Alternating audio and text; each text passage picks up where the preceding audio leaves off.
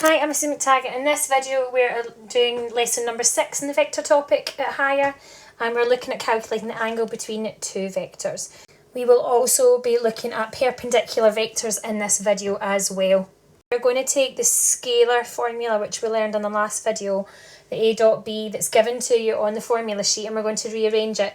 So if you look at this top line, all that's really happened is to isolate the cos B, we have taken the A dot B underneath. So although this isn't given to you, you do have a handy hint that it's on the formula sheet to help you remember which way round it goes. You just manipulate the scalar product formula, okay? So it's not given to you. It's quite straightforward though, because you've already learned all the skills you need. You need to find A dot B with whichever method possible, and you need to find the magnitude of A and the magnitude of B. Okay, so we're just going to go straight into this one and work this one out. So there's no picture, we've just been given two vectors A and B, and we're asked to find the angle in between them. So we're going to do all the different parts before we put it together. So first thing we're going to do is we're going to find A dot B. So A dot B is just when you multiply and add all the bits. So we're going to have 2 times 1. So add the x's, add the y's multiplied, and add the z's multiplied. And I just put it in brackets. You can put in times signs if you like. And then this gives us 2 times 1 is 2, 3 times negative 2 is take away 6, and minus 1 times 3 is minus 3. So you've really just got 2 take away 9 there, which is minus 7. So we have got an expression for A dot B. Next, we are going to find the magnitude of A and the magnitude of B.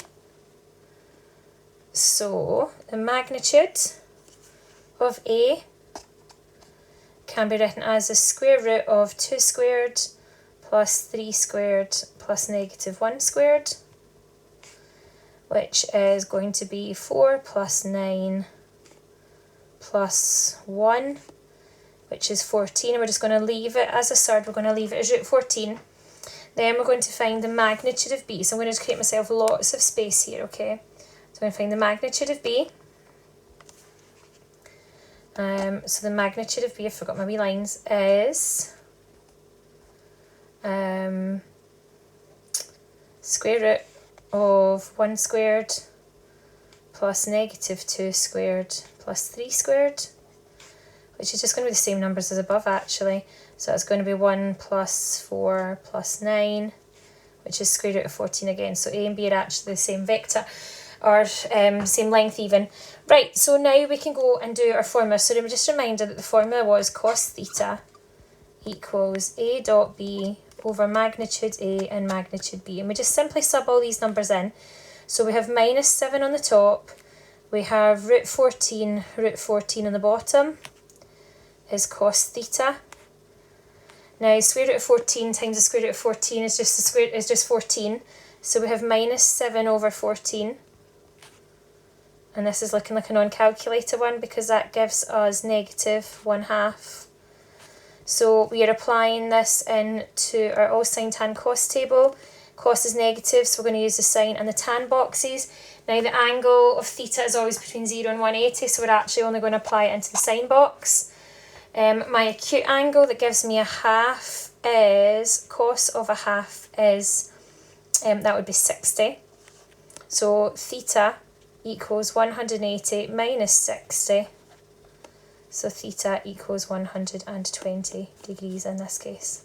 So there's your first example. You literally do exactly what it says in the formula, but there's lots of little bits, lots of little places to go wrong with your integer work. Let's have a look at another. This time we have to find the angle between these vectors. So all we're going to do first of all is we're going to write these out normally. So vector U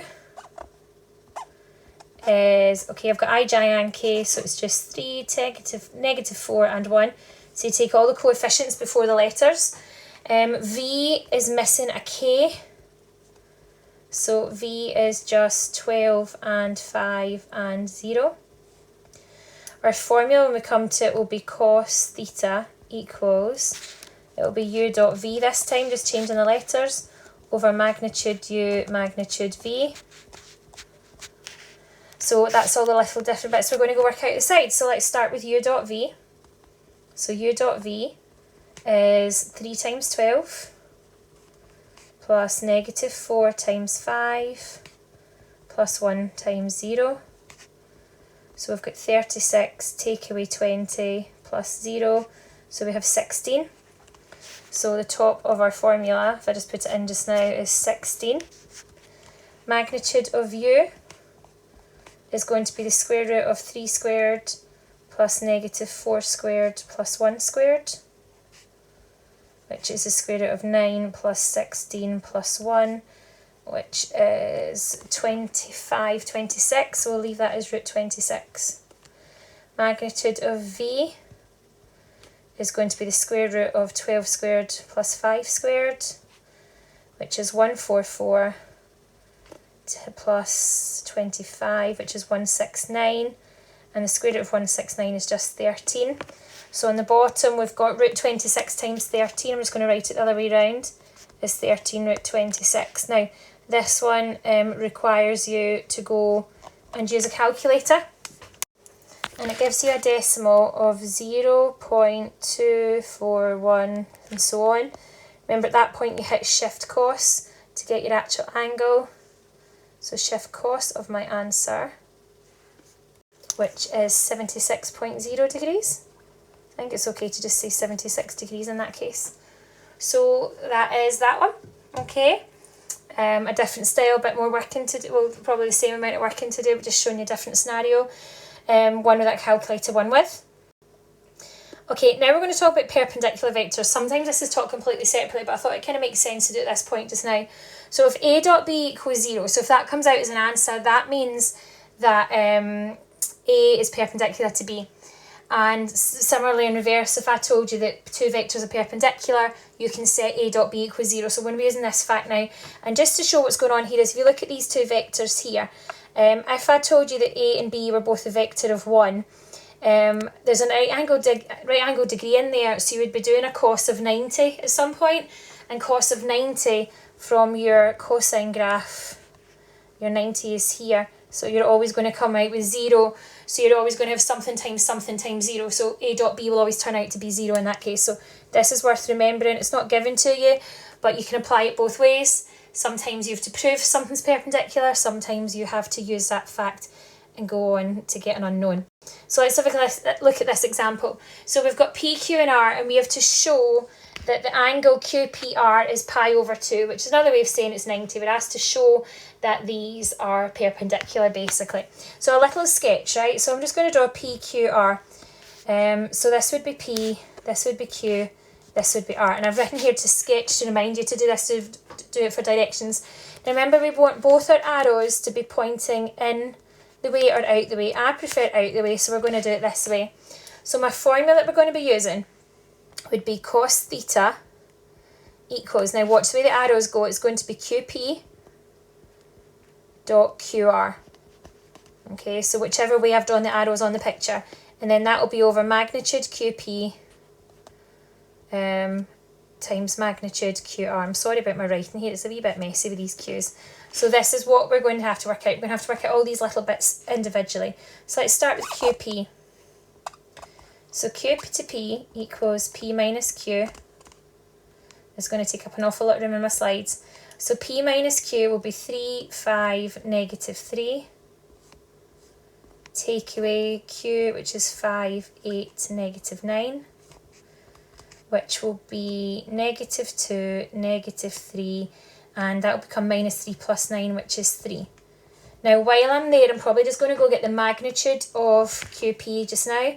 So the magnitude of QP will be the square root of 2 squared plus 3 squared plus 3 squared. I'm going to cheat and just to go straight to 4 plus 9 plus 9, which is perfectly acceptable, which is root 22. Alright? Then I'm going to find the other part of my formula, which is Q to R. So Q to R equals, it will be R minus Q. So it will be 0, 7, negative 3. Take away 5, 8, minus 9. Which will give me minus 5, minus 1, and minus 3 plus 9, which will be 3. Okay, and that all in all would be that bit. So next I need to do the magnitude of that just while I'm here. So the magnitude of QR will be the square root of 5 squared is 25, 1 squared is 1, and 3 squared is 9, so that will give me root 35. Now, what I've got is if I go to my formula bit, I have the bottom already. I have that it's root 22 times root 35. What I have to go do now is get the QP.QR, so that's the last thing to do. So QP.QR, and that's when you multiply and add all your digits. So we have minus 2 times minus 5, plus minus 3 times minus 1, plus 3 times 3. And this is getting a wee bit messy and all joining up. Sorry about this. So this gives us positive 10 plus positive 3 plus 9, which is 22. Okay, so now the real deal. Let's go over to the left-hand side. So my formula, doing all my substitutions, I have got 22 over root 22 root 35. I'm allowed to use a calculator here. So, cos theta, oopsie-daisy, cos theta is 0.792 ... And then while it's on my calculator screen, I just hit shift cos of my answer, and I get an angle of 37.55 degrees to 2 decimal places. So this is the most work you have to do when you have to work out each part of the vector, like Q to P, and you have to do the scalar product, and you have to do all the different little bits. It's really, really messy, and I haven't set it out the best. But basically you do all the bits to one side, and then you go to the cos formula. I have one last example, and it's bringing in the fact that these are perpendicular vectors.